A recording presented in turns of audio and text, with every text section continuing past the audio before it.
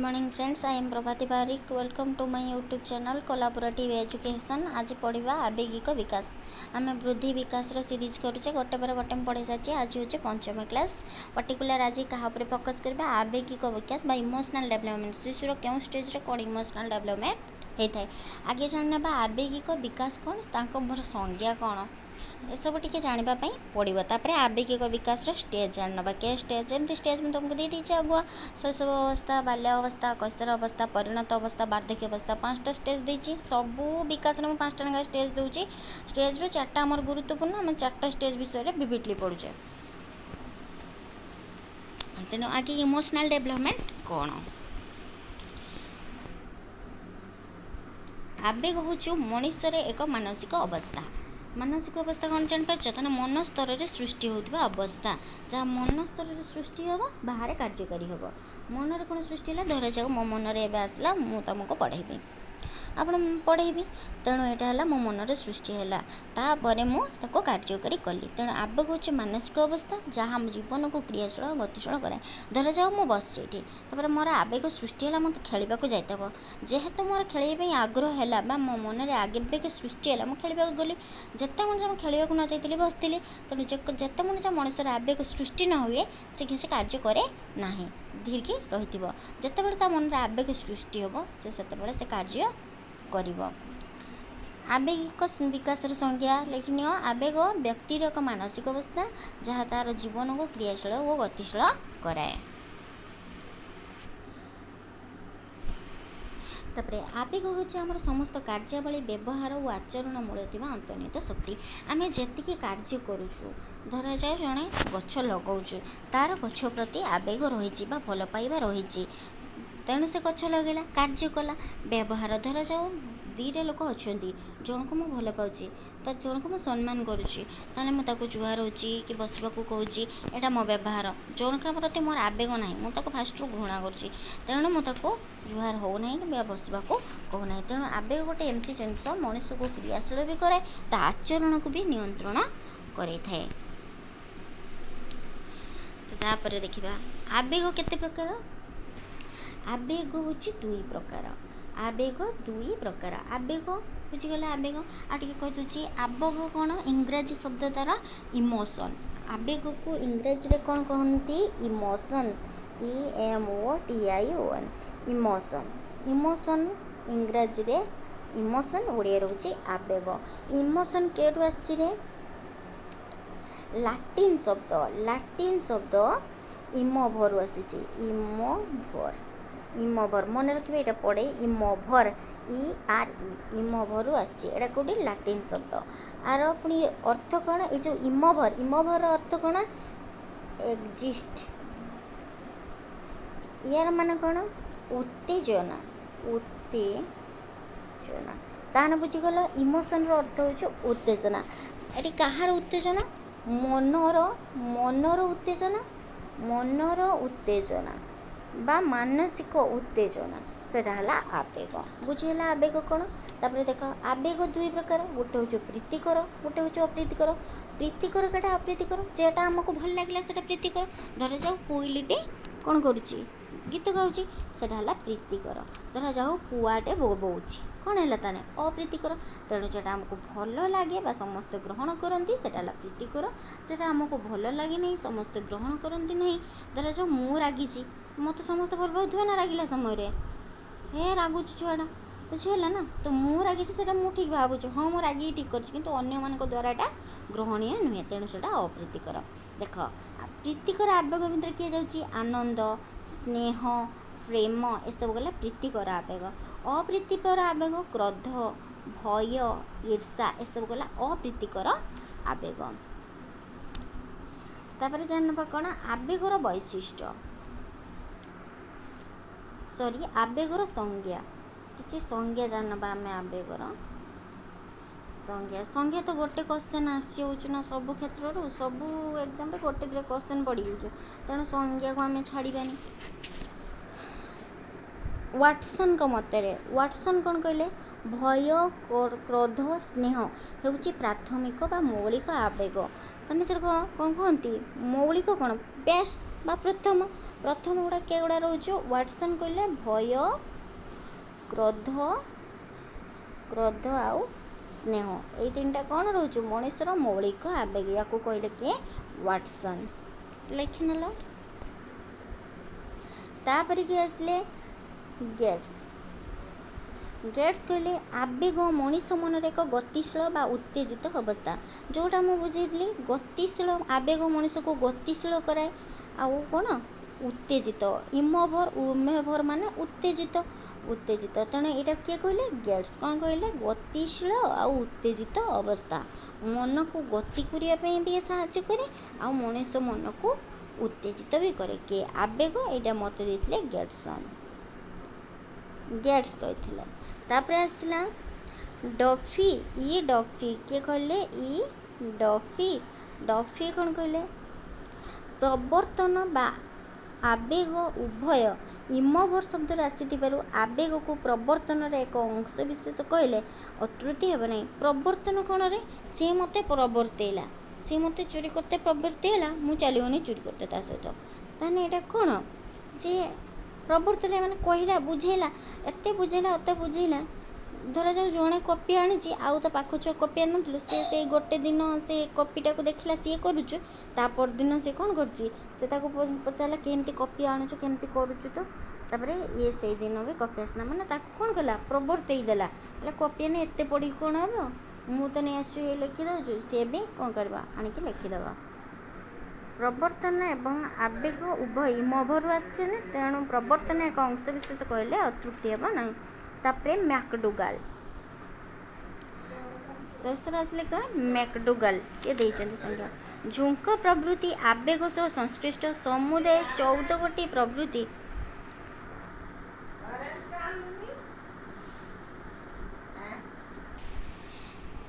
मैकडुगाल मैकडुगाल का मतरे झुंक प्रवृत्ति आवेग सह संश्लिष्ट झुंक कौन रे जिद्दी करवा यहाँ करी माने करेंगे यहाँ हूँ झुंक झुंक प्रवृत्ति आवेग सह संश्लिष्ट समुदाय 14 गोटी प्रवृत्ति मनीष व्यवहार को नियंत्रण करें ये मैकडुगाल देले क्या आवेगर 14टा प्रवृत्ति देले कौन कौन पलायन युद्ध घृणा पैतृक आवेदन यौन कौतूहला आत्मसमर्पण आत्मप्रतिष्ठा भय क्रोध विरक्ति स्नेह दैन्य काम पिपासा विस्मय आत्मावमानना आत्म उन्मोचय दलगत बा यौथ खाद्य अर्जन बा संग्रह निर्माण हास्य निर्जनता क्षुधा स्वत स्थापन भाव सृजनी भाव उपभोग एगुड़ा एते गुरुत्व नहीं केवल मन रखिब आवेगात्मक विकास उपरे 14टी मनुष्यर जो प्रवृत्ति किए देइछन्ति मैकडुगाल देइछन्ति हैला। तापर आसला कौन आवेगर संज्ञा जानीगल क्या कहती बुझीगला आवेग दुई प्रकार प्रीतिकर अप्रीतिकर एवं आम जाना कौन आवेगर वैशिष्ट्य कौन रही यार आवेगर वैशिष्ट्य वैशिष्ट्य एक है कौन आवेग बा अनुभूति साधारणतः व्यक्तिगत अटे यह पर्सनाल जिनस व्यक्तिगत किए केते रागिबो किए केते हंसी पारिबो एटा होची तार व्यक्तिगत सी केउ कथारे रागिबो केउ कथारे हंसिबो तार व्यक्तिगत बा आवेग इमोशनटा तार पर्टिकुलर निजस्व। द्वितीय कौन आसला आवेग अनुभूति अपेक्षा जटिलतर अनुभूति ठारू अधिक जटिल कारण अनुभूति कौन कौन मु आहरण कली कौन शिखिली धर पूर्व घटनार कौन शिखिली से अनुजाई आवेगटा हुए नहीं हठात सी रागिज बा हठात सी खुशी हो तार पूर्व अनुभूति किसी दरकार पड़ो ना तेणु आवेगटा अनुभूति ठारू कौन जटिलतर आवेग को विचलित अवस्था आवेग गोटे कौन कौच सी विचलित अवस्था विचलित कौन आवेग कौन हसी पारे कांदी पारे स्नेह करि पारे भय करि पारे ईर्षा करथाई पारे तेणु विचलित पर्टिकुलर गोटे जिनस नुहे धरा जाऊ से खुशी हम सब खुशी हो से नहीं केतबेले रागी जाऊँ केतबेले क्या सी भय कर ईर्षा करुचु क्या से हूँ आवेग हूँ एक विचलित अवस्था। ଆବେଗର ପ୍ରତ୍ୟେକ ଆବେଗର ଦୈହିକ ପରିବର୍ତ୍ତନ ଘଟାଇଥାଏ। ରାଗିଗଲେ ମୁଖମଣ୍ଡଳ ପରିବର୍ତ୍ତନ। ମାନେ ଆବେଗ ହେଲେ କ'ଣ ହୁଏ, ଶରୀରରେ ଜାଣି ହେବ ବା ସେ ରାଗିଛି ବୋଲି ଜାଣିବ କେମିତି, ତା'ର ପରିବର୍ତ୍ତନ ଘଟିଥାଏ। କେମିତି ଧରାଯାଉ ରାଗିଗଲୁ, ମୁହଁ ପୁରା ଲାଲ ପଡ଼ିଯାଇଛି, ଆଖି ବଡ଼ ବଡ଼, ତାହେଲେ କ'ଣ ସେ ରାଗିଛି। ତାହେଲେ ତା'ର ପରିବର୍ତ୍ତନ, ଦୈହିକ ପରିବର୍ତ୍ତନ ଦେଖାଉଥିବ। ଧର ଭୟ କରୁଛୁ, ତାହେଲେ ସେ କ'ଣ ହେବ, ଡରି ଯାଉଥିବ, ଲୁଚିକି ଏଡ଼େ ସେଡ଼େ ଲୁଚି ଯାଉଥିବ। ତେଣୁ ହେଲା ଗୋଟେ ଆବେଗ। ତେଣୁ ତା'ର ଦୈହିକ ପରିବର୍ତ୍ତନ, ଗୋଟେ ବୈଶିଷ୍ଟ୍ୟ ମାତ୍ର କ'ଣ ଆସିଲା, ଦୈହିକ ପରିବର୍ତ୍ତନ ହୋଇଥାଏ। ଦୈହିକ ପରିବର୍ତ୍ତନ, ଯେମିତି ରାଗିଲେ ଧରାଯାଉ ମୁହଁ ଫୁଲିଯିବ, ଲାଲ ପଡ଼ିଯିବ, ଏଇଟା ହେଉଛି ଗୋଟେ ଆବେଗ। ସମସ୍ତଙ୍କୁ ପ୍ରଭାବିତ କରିଥାଏ।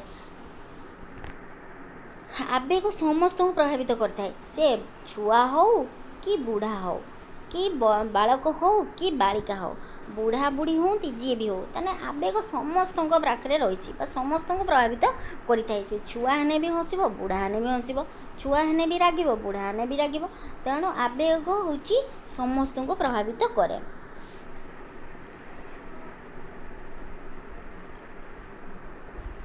ବୁଝିଗଲା ଆବେଗର ବୈଶିଷ୍ଟ୍ୟ। ତାପରେ ଆମେ ଜାଣିନେବା କେଉଁ ବୟସରେ ବା କେଉଁ ବିକାଶର କେଉଁ ପର୍ଯ୍ୟାୟରେ କେଉଁ ଆବେଗ ସବୁ ଦେଖା ଦେଇଥାଏ। ଏଠି ଦେଖିନିଅ, ଏଇଟା କ'ଣରେ ଦିଆହେଇଛି, ଏଇଟା ଜନ୍ମରୁ ଦିଆହେଇଛି। ମାନେ ଏଇଟା କ'ଣ ହେବ, ଜନ୍ମରୁ ଦିଆହେଇଛି ମାନେ 0 to 3। ତାହେଲେ ଏଇଟା କାହା ଭିତରେ ଯିବେ, ଶୈଶବ ଅବସ୍ଥା। ଶୈଶବ ଅବସ୍ଥାଟା ପଢ଼ିବା ଆଗେ। ଆମେ ସବୁବେଳେ ଶୈଶବ ଅବସ୍ଥାଟା ହିଁ ଆଗେ ପଢ଼ିଥାଉ, କାରଣ ଆମର ଗୁରୁତ୍ୱପୂର୍ଣ୍ଣ କ'ଣ କହିଥିଲି, ଶୈଶବ ଅବସ୍ଥା, ଆଦ୍ୟ ବାଲ୍ୟାବସ୍ଥା, ପରବର୍ତ୍ତୀ ବାଲ୍ୟାବସ୍ଥା ଆଉ ପ୍ରାକ୍ କୈଶୋର ଅବସ୍ଥା। ଏଇ 4ଟା ଷ୍ଟେଜ୍ ବିଷୟରେ ଆମେ ଡିସ୍କସନ୍ କରୁ। ଫାର୍ଷ୍ଟ ଦେଇଛି କ'ଣ, ଶୈଶବ। ଜନ୍ମରୁ ମାନେ ଶୈଶବ 0 to 3 ଭିତରେ ସେ କ'ଣ ଆବେଗ ଦେଖାଯାଏ, ତାର ଜନ୍ମ ସମୟରେ କେତେଟା ଆବେଗ ସୃଷ୍ଟି ହେଇଥାଏ, ସେ ବିଷୟରେ ଜାଣିବା। ଓକେ, ଜନ୍ମ ସମୟରେ ଅନିର୍ଦ୍ଦିଷ୍ଟ, ସାମଗ୍ରିକ ଓ ବିକ୍ଷିପ୍ତ। ତେଣୁ ଜନ୍ମ ମାନେ 0 to ଷ୍ଟାର୍ଟ ହେଲା, ଏ କିଛି ସପ୍ତାହ ମଧ୍ୟରେ ସେ ଅନିର୍ଦ୍ଦିଷ୍ଟ। ହାତ ଗୋଡ଼ ହଲାଇ ପାରେ, ଜୁଳ ଜୁଳ କରି ଚାହିଁପାରେ, ସେ ତ ଆଉ କିଛି ପ୍ରକାଶ କରିପାରୁନି ନା। ସେଇଟା ହେଉଛି ଅନିର୍ଦ୍ଦିଷ୍ଟ, ସାମଗ୍ରିକ ଆଉ ବିକ୍ଷିପ୍ତ ବ୍ୟବହାର ଜନ୍ମ ସମୟରେ। 3 ମାସ ବେଳକୁ ସେ କ'ଣ, ଆନନ୍ଦଟାକୁ ସେ ଜାଣେ, ଅନୁକୂଳ ହସିବା ଆରମ୍ଭ କରେ। ଧରାଯାଉ ତାକୁ ଗୋଟେ ଖେଳନା ଦେଖାଗଲା, ଗୋଟେ ଚକ୍ରି ଘୁରେଇ ଦିଆଗଲା, ସେ ହସିଲା, ତାହେଲେ ତାର କ୍ଲେଶ ଆଉ ଆନନ୍ଦଟା 3 ମାସ ବେଳକୁ ପ୍ରକାଶ ପାଏ। 6 ମାସରେ କ'ଣ ହେଇଥାଏ, ଭୟ, ବିରକ୍ତି, କ୍ରୋଧ, କ୍ଲେଶ, ଆନନ୍ଦ। 6 ମାସରେ ସେ ଭୟ କରେ, ଧର ଶବ୍ଦ ହେଲା ସେ ଚମକି ପଡ଼ୁଥିବ। ବିରକ୍ତି, ମା ଦେଖା ନଗଲେ ସେ କାନ୍ଦୁଥିବ, ଛିଣ୍ଡେଇ ମିଣ୍ଡେଇ ହେଉଥିବ, ସେଇଟା ହେଲା ତାର ବିରକ୍ତି। ତାପରେ କ୍ରୋଧ, ରାଗି ଯାଉଥିବ। ଆନନ୍ଦ, ହସୁଥିବ। ତାହେଲେ 6 ମାସ ବେଳକୁ ଏଇସବୁ। 12 ମାସରେ ବି କ'ଣ ହେଇଥାଏ, ଭୟ, ବିରକ୍ତି, କ୍ରୋଧ, ଈର୍ଷା, ଆନନ୍ଦ, ସ୍ନେହ, ମମତା। ଏଇ 12 ମାସରେ ପ୍ରଥମେ କ'ଣ ଦେଖାଯାଏ, ଈର୍ଷା। ଈର୍ଷା କୋଣରେ, ଅନ୍ୟକୁ ଈର୍ଷା କରିବା। ଏଇ ପ୍ରଥମେ ଈର୍ଷାଟା କେଉଁଠି ଦେଖାଯାଏ, ଯେତେବେଳେ ପିଲାଟି 12 ମାସର ହେଇଯାଏ ତା ପାଖରେ ଈର୍ଷା ଆରମ୍ଭ ହୁଏ। ଯେତେବେଳେ 3 ମାସର ହେଇଯାଏ ସେ ଆନନ୍ଦ ବା ଖୁସି କ'ଣ ଜାଣିପାରେ। ଯେତେବେଳେ 6 ମାସର ହେଇଯାଏ ତା ପାଖକୁ ଭୟ ଆସେ, କ୍ରୋଧ, ରାଗିବ, ସିଏ ଭୟ କରିବା। ସେ 12 ମାସର ହେଲେ ତା ପାଖକୁ ଈର୍ଷା ଆସେ। ଈର୍ଷା କ'ଣ ଜାଣିଛ, ଧର ଦିଟା ବାପା ମାଆଙ୍କର 2ଟା ପିଲା ଅଛନ୍ତି, ସେ ଜଣକୁ ବେଶୀ, ତୁ ଭଲ ପାଠ ପଢ଼ୁଛୁ ତୋ ପାଇଁ ଡ୍ରେସ୍ ଆସିବ, ତୁ ଭଲ ପାଠ ପଢ଼ୁଛୁ ତୁ ମିଠା କିଛି ଖାଇଦେ, ତୁ ଭଲ ପାଠ ପଢ଼ୁଛୁ ତୁ ଏଇଟା କରିଦେ, ତୋ ପାଇଁ ଗୋଟେ ମୋବାଇଲ୍ ଆଣିଦେବି, ଲ୍ୟାପଟପ୍। ଅନ୍ୟ ଯିଏ ଭଲ ପାଠ ପଢ଼ୁନାହିଁ ସିଏ କ'ଣ କରିବ, ସେଠି ଈର୍ଷା ଆସିବ, ତାକୁ ସବୁ ଦେଲେ, ତାକୁ ସବୁ, ସେଇଟା ହେଉଛି ଈର୍ଷା। ଯାହା 12 ମାସର ରହିଥାଏ ତା 18 ମାସରୁ ବି ସେଇ ସବୁ ଆବେଗ ରହିଥାଏ, ଭୟ, ବିରକ୍ତି, କ୍ରୋଧ, ଈର୍ଷା, ଆନନ୍ଦ, ସ୍ନେହ, ମମତା। 2 ବର୍ଷ ବେଳକୁ ବି ଭୟ, ବିରକ୍ତି, କ୍ରୋଧ, ଈର୍ଷା, ଆନନ୍ଦ, ସ୍ନେହ, ମମତା ସେମ୍ ଆବେଗ ରହିଥାଏ। କିନ୍ତୁ 5 ବର୍ଷ ବେଳକୁ ହିଂସା, ଦ୍ୱେଷ, ଉତ୍କଣ୍ଠା, ଲଜ୍ଜା। ପ୍ରଥମେ ଲଜ୍ଜା, ତାହେଲେ କେତେ ବର୍ଷ ପିଲା ପାଖକୁ ଆସେ, ତାହେଲେ ଏଇଟା କ'ଣ ଶୈଶବ ଅବସ୍ଥାରେ ରହିଲା କି 5 ବର୍ଷ ହେଇଗଲା। ଆମର 0 ରୁ 3 ଯାଇଥିଲା କ'ଣ, ଶୈଶବ ଅବସ୍ଥା। 3 ରୁ 6 ଆଦ୍ୟ ବାଲ୍ୟ ଅବସ୍ଥା। ସେମାନେ ଏଇ ଯେଉଁ ଲଜ୍ଜା କେବେ ସୃଷ୍ଟି ହେଲା, ଆଦ୍ୟ ବାଲ୍ୟ ଅବସ୍ଥାରେ ଗୋଟେ ଶିଶୁ ପାଖକୁ ଲଜ୍ଜା ବା ସେ ଲାଜ କରିବ, केबे जेबे तार आद्य बाल्य अवस्था चलती पर्टिकुलर जदि ऑप्शन थी 4 5 6 7 वर्ष थी ताने तुम 5 को ठीक मार जदि पर्याय थी ताने आद्य बाल्य अवस्था हम बुझेगा आउ कौन हिंसा कर 5 वर्ष शरीर कौन आसते हिंसा सी यहाँ कलानी मुझे करी सी से खाईदेला मुझे खाइबी मत आणिक दियो यहाँ हूँ हिंसा बुझीगला ताने 5 वर्ष बयस शिशु पाखक कौन आसता है लज्जा और हिंसा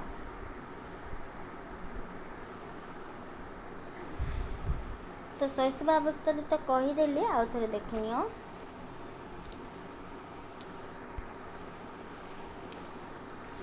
शैशवावस्था बा 0 ରୁ 3 वर्ष शैशवावस्था शिशु मैंने 3टी मूल आवेग विकास पाई थाए जन्म समय कहीदेली जन्म समय कौन सृष्टि होता है आमर अनिर्दिष्ट सामग्रिक एवं विक्षिप्त व्यवहार जहाँ जानी हुए ना किंतु जिते शैशव अवस्था 0 ରୁ 3 ना 3 वर्ष भितर 3टा मूल आवेग देखा जाए क्वेश्चन आसे शैशव अवस्था केतोटी मूल आवेग बा प्रधान आवेग देखा जाए 3टा कौन कौन भय स्नेह क्रोध मन रहा भय स्नेह क्रोध देख लज्जाबोधटा शैशव अवस्था आसी न था मुझे कही लज्जाटा के 5 वर्षर शैशव अवस्था लज्जाटा आसी न था आत्मकेन्द्रिक होता है मत आत्मकेन्द्रिक पढ़ाई निजक बेस गुरुत्व दिए आत्मकेन्द्रिक होता है प्रत्यक्ष उद्दीपक द्वारा प्रभावित होता है तार जो आवेगटा प्रत्यक्ष केबे शैशव अवस्था जो आवेग शैशव अवस्थार आवेगटा प्रत्यक्ष उद्दीपक जहाँ सी देखिब से अनुजाई धरा जाऊ से गोटे कंडे देखला तार आवेग सृष्टि है से नब आग्रह सृष्टि है प्रत्यक्ष उद्दीपक जेको गोटे जिनस देखला सहित घटला धरा जाओ गोटे बाहर लोक अलग लोक आसिक सहित लगिदेले तेणु से रागिब प्रत्यक्ष उद्दीपक दरकार जहाँफल से रागिब कल्पना किसी करें अप्रत्यक्ष बा जहाँ देखी ना संस्पर्श आसुनी तापर से किसी आवेग प्रकाश करे ना केबे शैशव अवस्था तापर देखनी आद्य बाल्य अवस्था आवेग तीव्र होता है आद्य बाल्य अवस्था केबे 3 ରୁ 6 वर्ष आवेग तीव्र होता है कारण 2 वर्षर मैं तुमको कहली कौन भय विरक्ति क्रोध ईर्षा आनंद स्नेह ममता हिंसा द्वेष उत्कंठा लज्जा प्राय 10टा कि 12टा आवेग मनुष्य शरीर को सेते आसी जाए तेणु तार आवेगटा तीव्र होता है तीव्र माने बहुत शीघ्र से रागिब बहुत शीघ्र से खुशी हो हसीदेव रागिब कांदी पकेब आवेगर तीव्रता बढ़ी थाए जिते शीघ्र से रागिज से पुणी खुशी हो पुणी से जिते शीघ्र से हसुव से शीघ्र से कांदी पकेब तार आवेगटा तीव्र थाए शिशुटी आवेगिक भारसाम्य रक्षा करें ना बा नियंत्रण करें ना से आवेगिक भारसाम्य रक्षा करें बा नियंत्रण कर अर्थात धर जाऊ ताको कांद लगिला जितेबाला गोटे साधारणतः तुम लक्ष्य कर तुम बापा माने मानली कका माने धर जाऊ गोटे एक्सीडेंट होती तथापि से कांदू ना धैर्य धैर्य धरिकी रही दुख लगुच किंतु छोट छुआ कौन करेंगे कांदी पकेबे किंतु से कांदू ना कौन धैर्य धरिकी रही किंतु से आद्य बाल्य अवस्था धैर्य जिनसटा मनुष्य शिशु पाक आसी न था जहाँफल से कौन करेंगे से किसी गोटे माने धैर्य धरबे देखने गोटे जिनस खेलना किए नहीं गला कांदा आरंभ है से आवेगिक भारसाम्य रक्षा करें आवेगटा को नियंत्रण करें जे गोटे जिनस देखने से मना करते कई पार्टी करनी से गोटे देखने धर से टाइम गोटे गोटे खेलना गोटे देखने ताली मारिक नाच किसी से बुझती आवेग को से नियंत्रण करें ना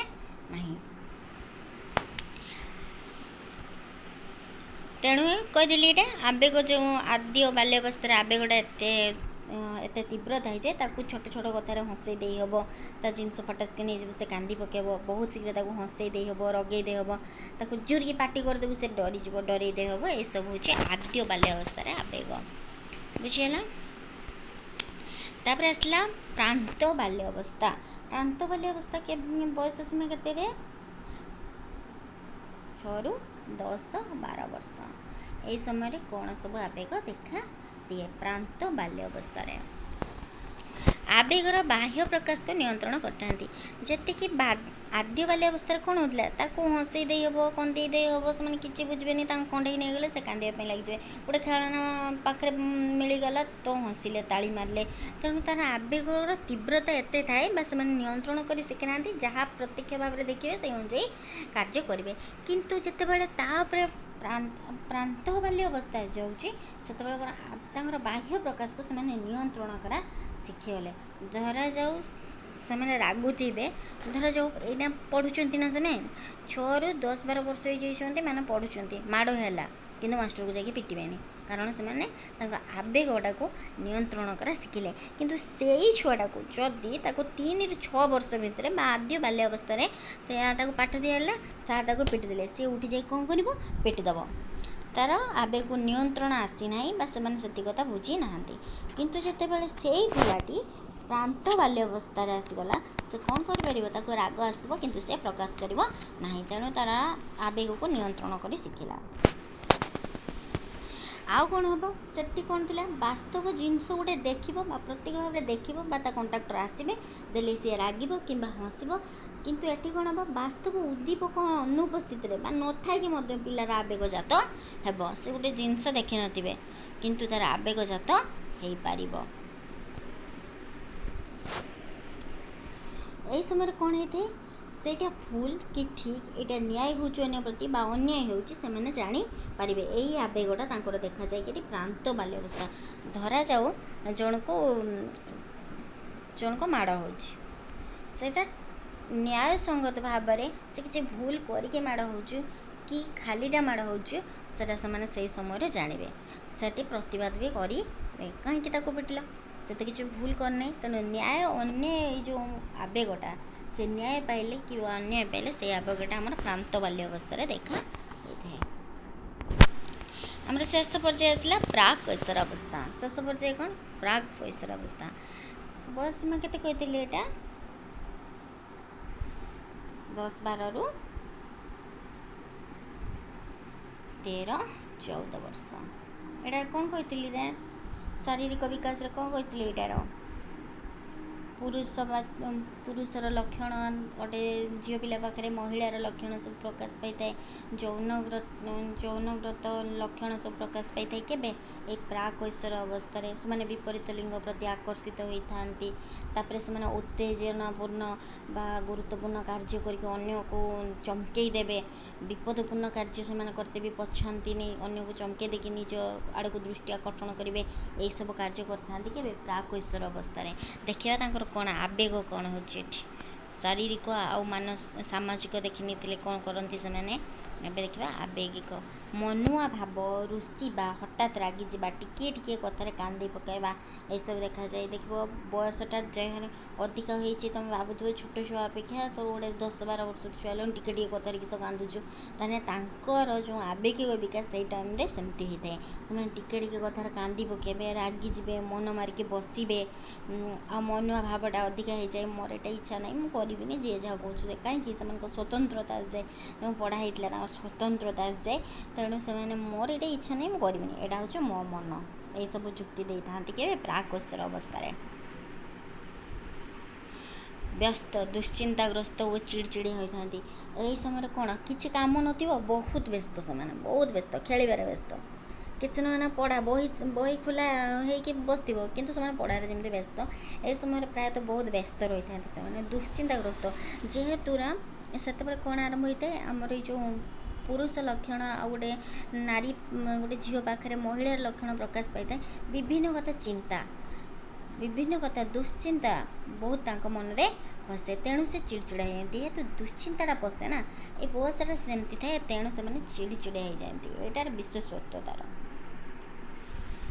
तो भाव प्रवणता खूब बेसी देखा जाए यहाँ तो मुझे बुझे भाव प्रवणता कही विपरीत लिंग प्रति आकर्षण हे भाव प्रवणता माने अन्य प्रति संगे संगे विश्वास कर कथा को ग्रहण करने यहीटा होता है केबे प्राक कैशोर अवस्था तारे तुम जान आज आवेगिक विकास क्या कह जाए तार वैशिष्ट्य कौन के संज्ञा देती कौन कौन संज्ञा देती आउ बयसर वृद्धि व विकास क्यों पर्यायर क्यों क्यों आवेगिक विकास होता है सब आम डिटेल्स भाव में पढ़ले आम कि MCQ कर नबा। देख फास्ट क्वेश्चन, आवेग मनुष्यर गतिशील और उत्तेजित अवस्था, या किए कहते पढ़ी संज्ञा पढ़ेला बेले किए कहते गेट्स बी होना ठीक उत्तर। आवेगर 14टी प्रवृत्ति विषय किए मत देते? आवेगर 14टी प्रवृत्ति विषय मैकडुगाल मत देते, ऑप्शन बी ठीक उत्तर। आवेग बा इमोशन शब्दटी लाटिन शब्द डेस रु आसी इमोभर, ऑप्शन सी सठिक उत्तर। भल कि मार्क कर यहाँ सेम टू सेम दे था ना, एटी भी देख देख ERE जो लिखाई EMOVERE इमोभर, ऑप्शन सी हूँ ठीक उत्तर। इमोभर अर्थ कौन? Exist, excited, both A and B. से एक्जिस्ट माने भी उत्तेजना, एक्जिस्टेड माने भी उत्तेजना, बोथ ए एंड बी। आवेग केते प्रकार? आवेग केते प्रकार रे आउ टिके आगुर कहली आवेग दुई प्रकार, ऑप्शन बी होचे ठीक उत्तर। गोटे होचे प्रीतिकर, प्रीतिकर आउ गोटे होचे अप्रीतिकर, अप्रीतिकर। केउठी प्रीतिकर आवेग नुहे, जेटा अप्रीतिकर आवेग सेटा प्रीतिकर आवेग नुहे। तेणु प्रीतिकर आवेग रे कोन कहितली मु? प्रीतिकर आवेग रे कोन कहितली? स्नेह, स्नेह, प्रेम, आनंद, खुशी, एगुड़ा हूँ भल पाइबा, ए सब हूँ प्रीतिकर। जेटा प्रीतिकर आवेग, जेटा अप्रीतिकर आवेग कही केटा कही ईर्षा, क्रोध, हिंसा, ए सब हूँ अप्रीतिकर आवेग बा प्रीतिकर आवेग नुहे। ताने ऑप्शन सी हूँ ठीक उत्तर। केउठी अप्रीतिकर आवेग नुहे? क्वेश्चन ही एमती पकाउची, क्वेश्चन ही एमती पकाउची केटी अप्रीतिकर आवेग नुहे। अप्रीतिकर आवेग नुहे माने कौन? प्रीतिकर आवेग सेटा। जेटा अप्रीतिकर आवेग नुहे ताने सेटा कौन? प्रीतिकर आवेग हम। आ भितर देखी दियो प्रीतिकर आवेग केटा? क्रोध, भय, ईर्षा, अनुराग, अनुराग, ऑप्शन डी हूँ ठीक उत्तर। कारण क्रोध, भय, ईर्षा कौन थिले सब? अप्रीतिकर आवेग, केटा नुहे अनुराग। अनुराग कौन थिला? प्रीतिकर आवेग रे। तेणु अनुराग हूँ प्रीतिकर आवेग बा अप्रीतिकर आवेग नुहे। केते वर्ष बयस रे शिशुठार लज्जा बोध देखा जाए? प्रथम से लज्जा संस्पर्श आसे बा से लज्जा प्रकाश करे केते वर्ष? ऑप्शन सी हूँ ठीक उत्तर 5 वर्ष। केते मास बयस रे शिशुठार ईर्षा भाव देखा जाए? ईर्षा करे सी 12 मास शिशु पाखरे ईर्षा भाव देखा जाए, ऑप्शन ए हूँ ठीक उत्तर। देख 10 नंबर क्वेश्चन, विकास रे केउं पर्याय आवेग तीव्र देखा जाए? विकास रे केउं पर्याय आवेग बहुत तीव्र, ताको बहुत शीघ्र हंसई हबो, कंदई हबो, डरी हबो, को विषय? आद्य बाल्यावस्था बा ऑप्शन बी हूँ ठीक उत्तर। 11 नंबर क्वेश्चन, विकास रे केउं पर्याय शिशु को शीघ्र हंसई, कंदई, रगई, डरई होइथाए? Same question. देख क्वेश्चन टा कौन कहला? प्रथमे विकास रे केउं पर्याय आवेग तीव्र?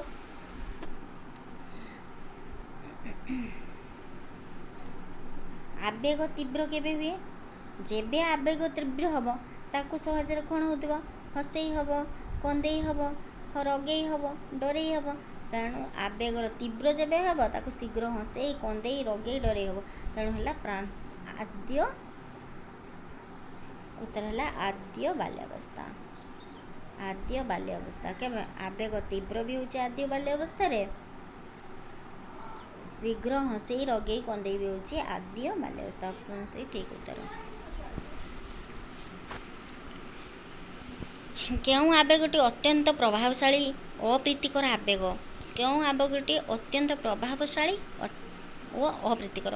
देख सब जेतिक सब आमर प्रीतिकर अप्रीतिकर आवेग रहिले ना, ता भितर ई क्रोध बा ऑप्शन डी क्रोध बहुत प्रभाव पकाए मनीष। मनीष रागिले कौन करे से जानीपारे। गोटे भल मनीष गोटे मारिदेवा भी पछौ ना, कहीं राग बा क्रोध। तेणु यहाँ अप्रीतिकर सी जानूँ से अप्रीतिकर, तथापि ये प्रभावशाली। ये दीर्घ ही हम ये हर्षई अप्रीतिकर, ऑप्शन डी हूँ ठीक उत्तर।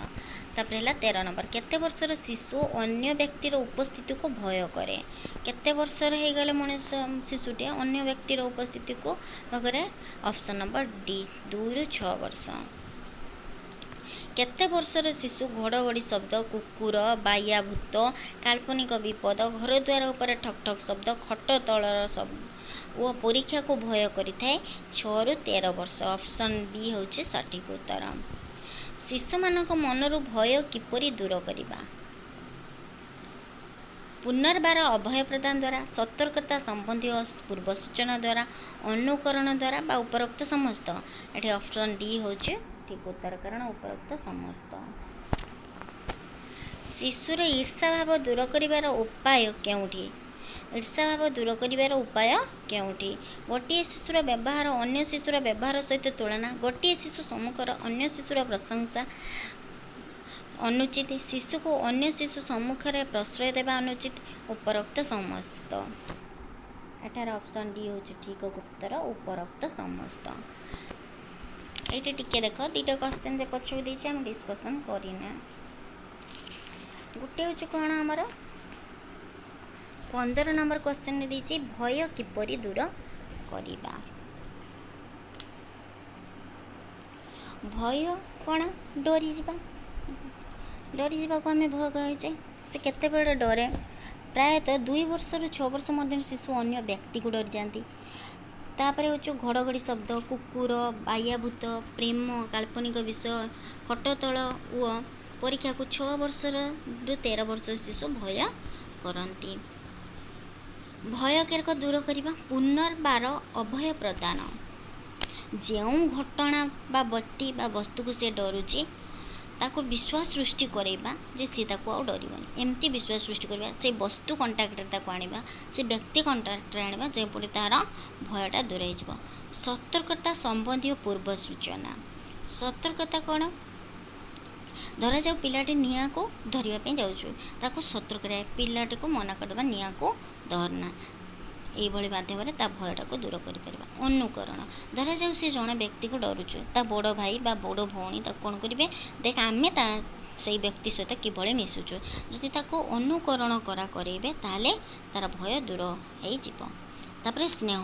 ସେ ଯାହାକୁ ଭୟ କରୁଛି ସେ ଯଦି ତାକୁ ସ୍ନେହ କରିବ, ତାକୁ ଧୀରେ ଧୀରେ, ଧରାଯାଉ ଛୋଟ ପିଲାଟା ଗୋଟେ ବଡ଼ ବ୍ୟକ୍ତିକୁ ବା ତା'ର ବୟସ୍କ ବ୍ୟକ୍ତିକୁ ସେ ଡରୁଛି, ସେ ଯଦି ତାକୁ ନିଜେ ଧରିବେ, ତାକୁ ବୁଲେଇ ନେବେ, ତାହେଲେ ସିଏର କ'ଣ ହେବ, ଭୟଟା ଦୂର ହେଇଯିବ। ତାପରେ ଆସିଲା ଈର୍ଷା। ଈର୍ଷା କ'ଣରେ?